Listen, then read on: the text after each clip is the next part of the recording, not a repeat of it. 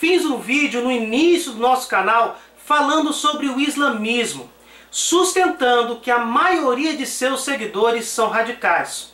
Ou melhor, afirmando que a doutrina é radical e por isso o terrorismo islâmico não é um desejo de uma minoria muçulmana, mas de uma maioria.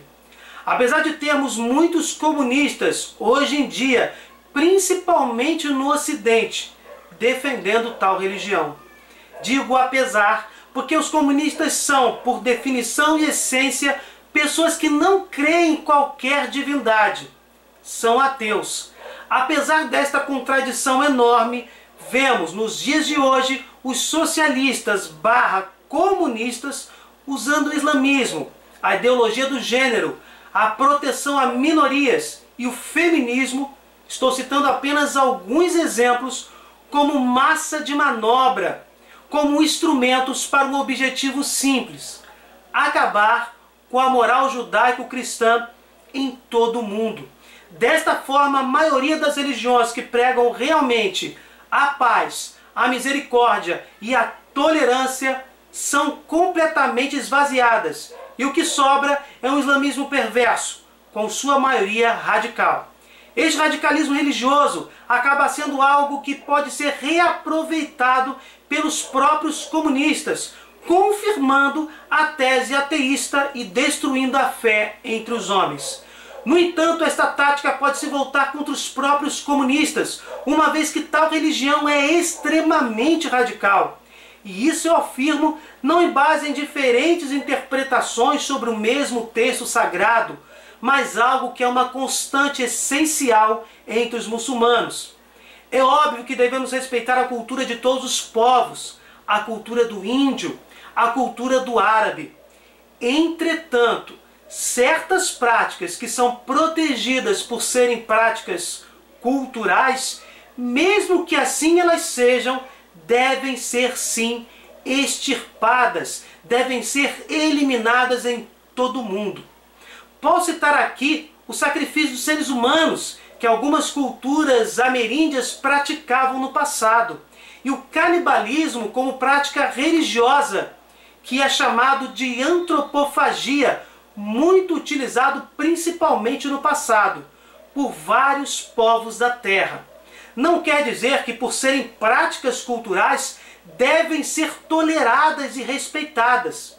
Nesta mesma linha de raciocínio, que nem tudo que é cultural é benigno ou que possa ser tolerado, cito aqui o terrorismo islâmico, baseado na Lei da Sharia, que é o conjunto de leis islâmicas que são baseadas no Alcorão, principal livro sagrado dos muçulmanos.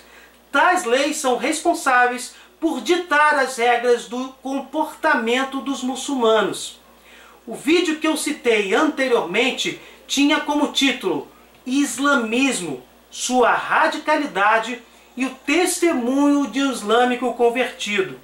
Neste vídeo que passamos no início do canal, indiquei um livro onde um ex-islâmico convertido ao cristianismo narrava sua saída da antiga religião e demonstrava toda a perseguição que ele e sua família sofreram, com risco inclusive de morte, para poderem viver sua conversão a Jesus.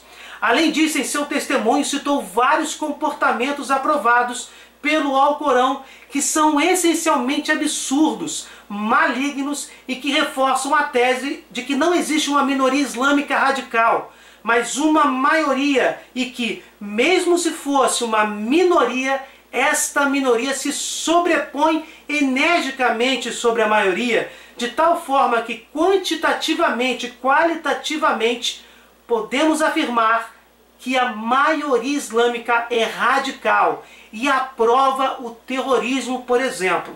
E isso nós vamos provar mostrando alguns vídeos daqui a pouco. De qualquer forma, no vídeo que eu citei do nosso canal, um dos internautas deixou o seguinte comentário, abre aspas: a diferença entre o islâmico radical e não radical é que o radical corta a sua cabeça e o não radical quer que o radical corte a sua cabeça. Fecha aspas. Bem, depois de um pouco de estudo para fazer este novo vídeo, este comentário, apesar de ter um discurso pesado, é a mais pura verdade. Mesmo sem generalizar, temos sim uma maioria muçulmana radical em nosso mundo. E para não ficar somente na teoria, vou citar alguns exemplos da própria Lei da Sharia. Desta forma, você poderá ter sua própria opinião sobre o assunto. Será que o islamismo é radical por causa de suas interpretações, ou ele é essencialmente radical justamente porque prega condutas completamente imorais e absurdas?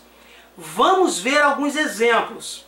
Primeiro, a mulher deve ser açoitada, apedrejada ou enforcada caso não possua 4 testemunhas que comprovem que ela foi estuprada.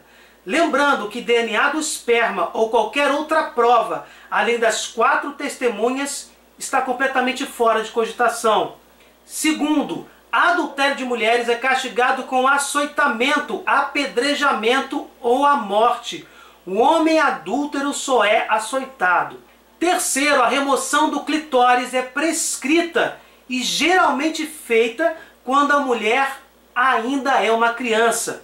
Quarto, mulheres não muçulmanas podem ser estupradas e escravizadas sexualmente. A amputação de pedaços dos dedos, do braço, pernas, por causa da distribuição de livros não islâmicos, como a Bíblia, aos muçulmanos. É crime expor a um muçulmano qualquer outra religião. Um muçulmano que deixa o islamismo deve ser morto. As esposas devem ser espancadas a título de educação e, por serem esposas, podem ser estupradas. Não precisam consentir em uma relação com seu marido. Os homens podem se divorciar de suas esposas, mas as esposas não podem. Não existe limite de idade para o casamento. As meninas são as maiores vítimas. Os casamentos infantis são forçados e permitidos. É uma pedofilia provada por uma religião na prática. Os muçulmanos, em geral, possuem 2 opções quando confrontados com a fé islâmica. Ou se convertem ou são mortos. Cristãos e judeus têm uma terceira opção: se tornarem dhimmi. Isto é, na prática devem respeitar a lei islâmica, têm menos direitos do que a mulher muçulmana e vivem basicamente dependentes das boas graças dos muçulmanos. Eles devem pagar um imposto de proteção chamado jizya. Inclusive, os dhimmis não podem construir nem reparar seus locais de culto. Não podem, por exemplo, tocar os sinos das igrejas, caso sejam cristãos. Eles não podem mostrar bíblias ou torais em público. Eles têm que se vestir de forma diferente, de modo a se distinguirem como dhimmis. Eles irão executar as tarefas que os muçulmanos não desejam fazer. Inclusive, não terão acesso à escada social. Talvez isso não seja radicalismo para algum de vocês, mas faz parte da essência da doutrina islâmica. Uma religião que diz pregar a paz, como por exemplo no Alcorão, capítulo 5, versículo 32. Abre aspas: se alguém matar uma pessoa, seria como matar toda a humanidade. Se alguém salvar uma vida, seria como salvar toda a humanidade. Fecha aspas. Aparentemente é um versículo de uma religião de paz e usado por pessoas mal intencionadas para defender esta religião. Acontece que este mesmo capítulo 5 não está tratando de uma pessoa como nós, de um cristão, de um judeu, de um ateu, mas tratando de um muçulmano. A frase, na verdade, ficaria assim, abre aspas: se alguém matar um muçulmano, seria como matar toda a humanidade. Se alguém salvar a vida de um muçulmano, seria como salvar toda a humanidade. Fecha aspas. Para o islâmico radical, que veremos daqui a pouco se tratar da maioria, assim como para o Alcorão, o ser humano que não se converte ao Islã não é um ser humano. Seguidores desta religião da paz, na vertente radical, como no grupo terrorista Estado Islâmico, por exemplo, entendem que só haverá paz no mundo quando todos os não islâmicos passarem pelo fio da espada. Este é o conceito islâmico de paz. Como prometido, vejam agora um vídeo que explica por que, numericamente falando, ainda que tenhamos islâmicos que não seguem radicalidade e os absurdos do Corão, e podemos dizer assim, são islâmicos tolerantes, a maioria comprovadamente é radical. Have you ever heard this argument? Islam can't be violent because I know a lot of Muslims and none of them are violent, so Islam must not have included violence. Well, this confuses cause and effect. Islam creates Muslims. Muslims don't create Islam. What a Muslim can do is not to practice part of Islam, but that doesn't mean that Islam can be changed by any particular Muslim. So the study of Muslims to learn about Islam I call Muslimology, and you can't really learn anything because you'd have to talk to all 1.5 billion Muslims before you could say, all right, I know what the practice of Islam is. But the practice of Islam doesn't say anything about what the real Islam is. Nothing changes the doctrine. The doctrine includes jihad, and nothing can change that. Just because you know some Muslims who aren't violent doesn't mean that the doctrine of jihad is not there. Now let's be clear about the doctrine of jihad. There are 4 kinds of jihad. Most people, when they think of jihad, just think of what I call jihad of the sword, violence. Well, there are 3 other forms of jihad.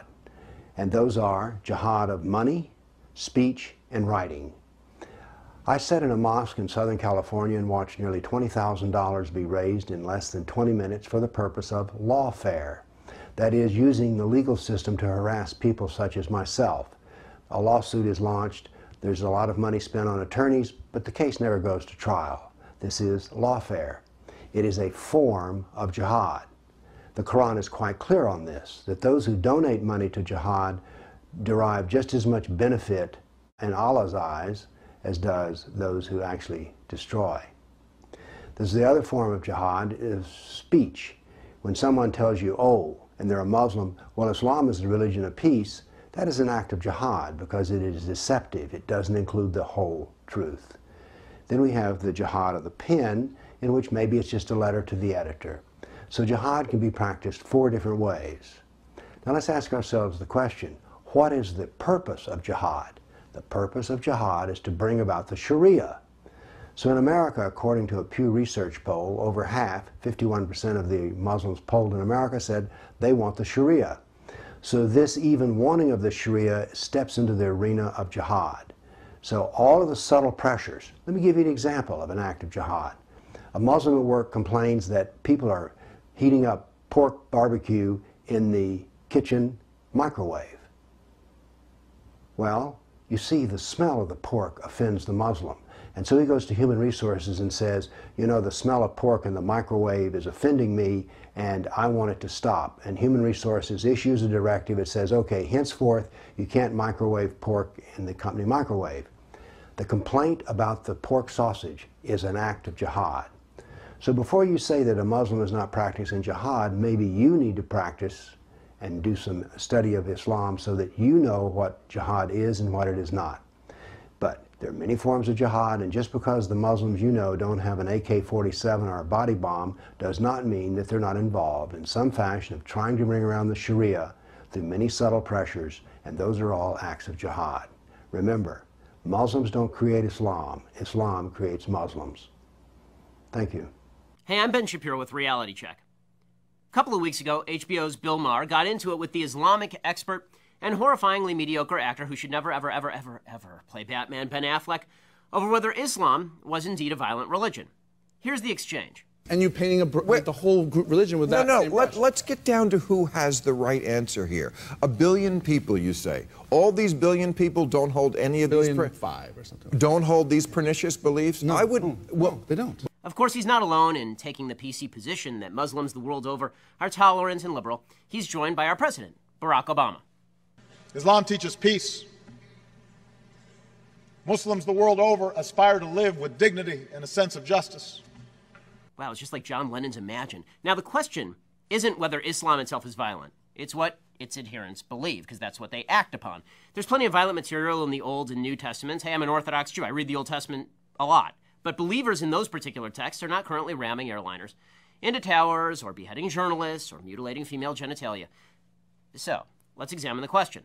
Is radicalism in the Muslim world a tiny minority phenomenon? So to answer that question, we need to define our terms.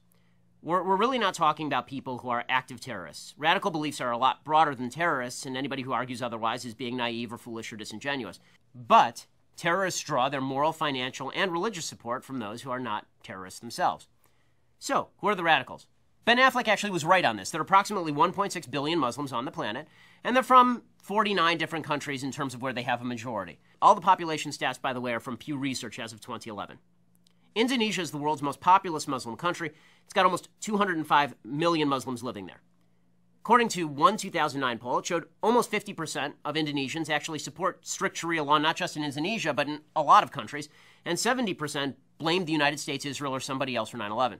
So, you make that calculation, it's about 143 million people who are radicalized.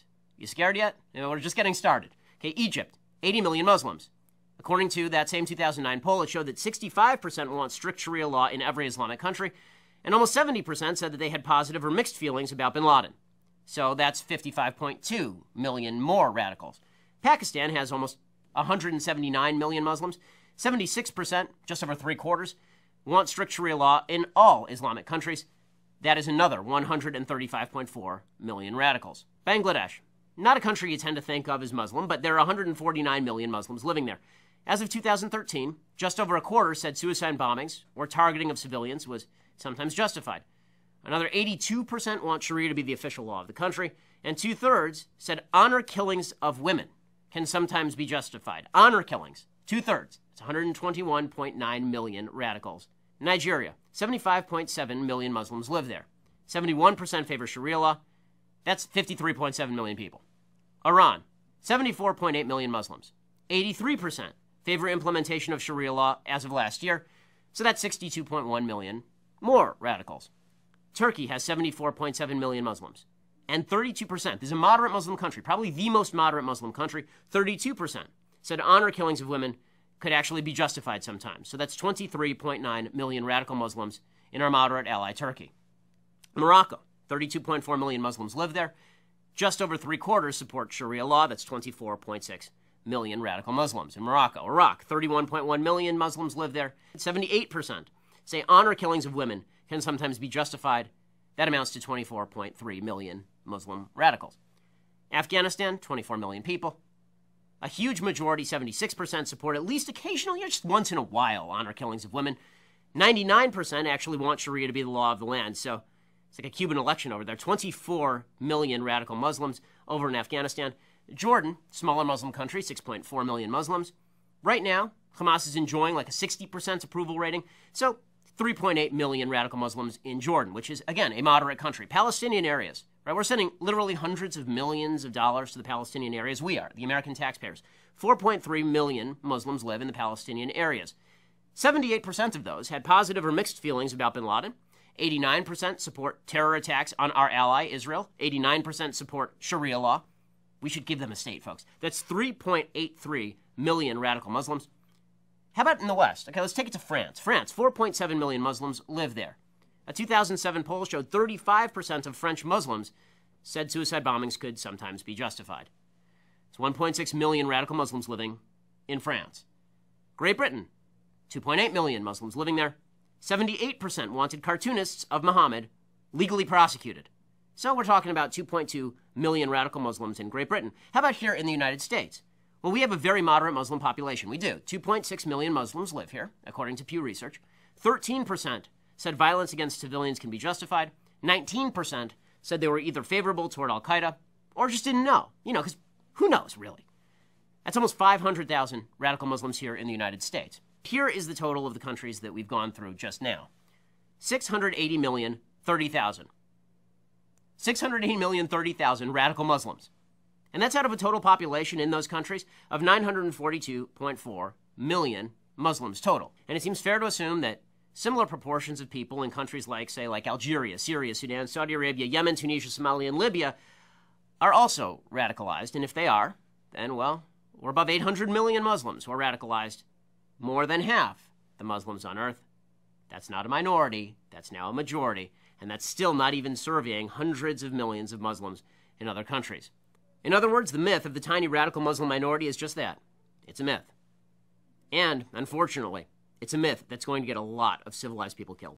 Este vídeo, apesar de antigo, mostra estatisticamente falando que a maioria islâmica é radical, intolerante. Enquanto uns explodem os infiéis não islâmicos, outros financiam tais práticas. Infelizmente, a mídia não mostra a realidade dos fatos, porque não se aprofunda na parte cultural da religião de Maomé.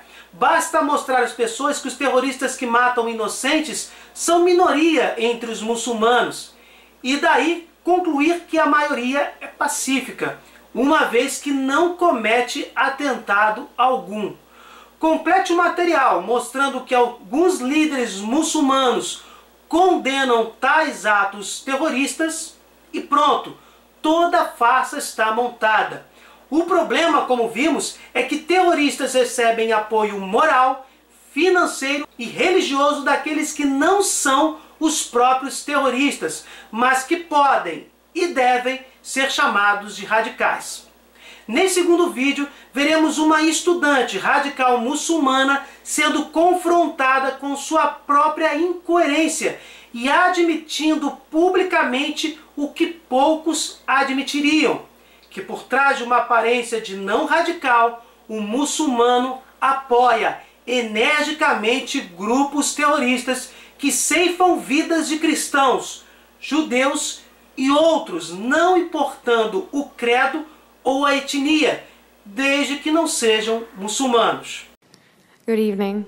I just wanted to say thank you for coming to campus tonight and presenting your point of view. It's always valuable to have two sets of views going on at the same time.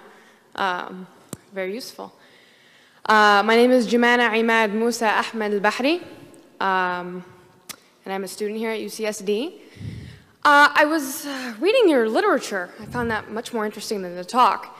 And I found some interesting things about the MSA, which is an organization that's very active on campus, and it is hosting our annual Hitler Youth Week. You should come out to those events. If you could clarify the connection between the MSA and jihad terrorist networks, because last I checked, we had to do our own fundraising, and we never get help from anyone. So if you could clarify the connection between UCSD's MSA, or if you don't have such information, if you could connect other MSAs on UC's, because the connection wasn't too clear in the pamphlet. Just if you could clarify. Okay. Will you condemn Hamas here and now? I'm sorry, what? Will you condemn Hamas? Would I condemn Hamas? As a terrorist genocidal organization? Are you asking me to put myself on a cross? So you won't. I actually have had this experience many times. You didn't read the pamphlet because the pamphlet is chapter and verse. The main connection is that the MSA is part of the Muslim Brotherhood network as revealed in the documents. I don't think you understood what I meant by that. I meant if I say something, I'm sure that I will be arrested for reasons of Homeland Security. So if you could please just answer my question. If you condemn Hamas, Homeland Security will arrest you. If I support Hamas, because your question forces me to condemn Hamas. If I support Hamas, I look really bad. If you won't condemn Hamas, obviously you support it. Case closed. I have had this experience, I had this experience at UC Santa Barbara where there were 50 members of the Muslim Students Association sitting right in the rows there. And throughout my hour talk, I kept asking them, will you condemn Hezbollah and Hamas? And none of them would. And then when the question period came, the president of the Muslim Students Association was the first person to ask questions. And I said, before you start, will you condemn Hezbollah? And he said, well, that question is too complicated for a yes-no answer. So I said, okay, I'll put it to you this way. I'm a Jew. The head of Hezbollah has said that he hopes that we will gather in Israel so he doesn't have to hunt us down globally. For it or against it? For it. Thank you. Thank you for coming and showing everybody what's here. And you're wearing a terrorist neckerchief. Por fim, este vídeo mostra a jornalista libanesa e sobrevivente do terror islâmico, Brigitte Gabriel, dando uma resposta arrasadora a uma estudante identificada como Saba Amedo, em um debate sobre as mortes de 4 americanos em atentado na Líbia.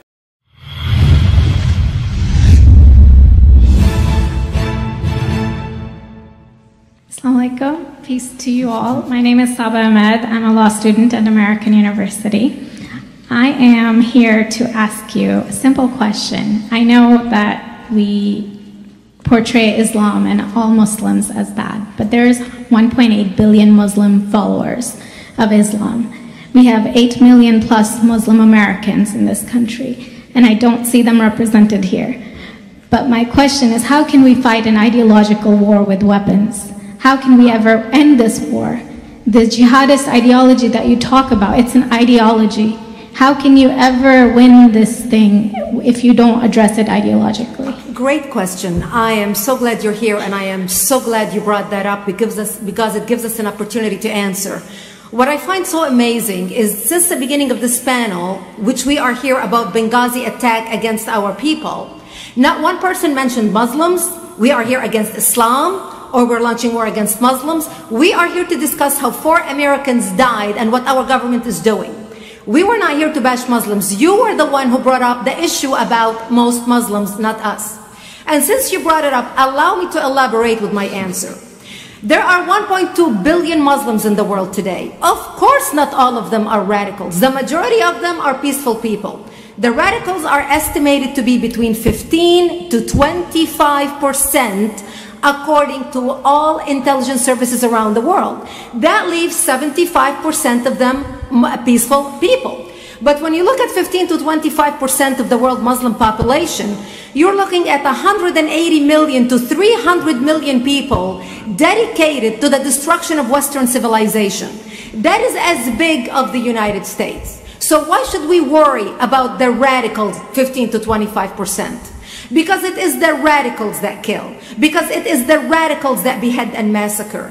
When you look throughout history, when you look at all the lessons of history, most Germans were peaceful. Yet the Nazis drove the agenda. And as a result, 60 million people died. Almost 14 million in concentration camps. 6 million were Jews. The peaceful majority were irrelevant. When you look at Russia, most Russians were peaceful as well. Yet the Russians were able to kill 20 million people. The peaceful majority were irrelevant. When you look at China, for example, most Chinese were peaceful as well. Yet the Chinese were able to kill 70 million people. The peaceful majority were irrelevant. When you look at Japan prior to World War II, most Japanese were peaceful as well. Yet Japan was able to butcher its way across Southeast Asia, killing 12 million people, mostly killed with bayonets and shovels. The peaceful majority were irrelevant. On September 11th in the United States, we had 2.3 million Arab Muslims living in the United States. It took 19 hijackers, 19 radicals to bring America down to its knees, destroy the World Trade Center, attack the Pentagon, and kill almost 3,000 Americans that day. The peaceful majority were irrelevant. So for all our powers of reasons and us talking about moderate and peaceful Muslims, I'm glad you're here. But where are the others speaking out? And since you are the only Muslim representative,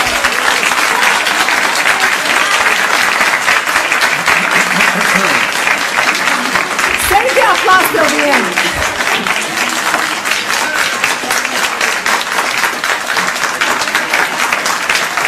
Thank you. Thank you. And since you're the only Muslim representative in here, you took the limelight instead of speaking about why our government, and I assume, are you an American? you're an American citizen. So as an American citizen, you sat in this room and instead of standing up and saying a question or asking something about our 4 Americans that died and what our government is doing to correct the problem, you stood there to make a point about peaceful, moderate Muslims. I wish you brought 10 with you to question about how we can hold our government responsible. It is time we take political correctness and throw it in the garbage where it belongs and start calling it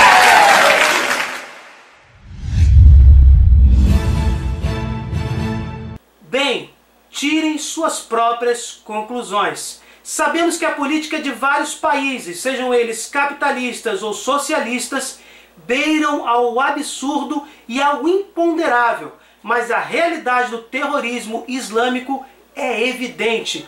Precisamos fazer a nossa parte e mostrar aos homens o perigo do islamismo radical, que é a maioria desta religião. Bem, gente, espero que vocês vejam esses vídeos outras vezes, que possam refletir sobre essas informações e energicamente façam a sua parte. Leve o Evangelho de Jesus a todas as pessoas de boa vontade. Se você gostou deste vídeo, deixe o seu like, compartilhe, se inscreva no canal, fique com Deus, desculpe qualquer coisa e até o próximo vídeo.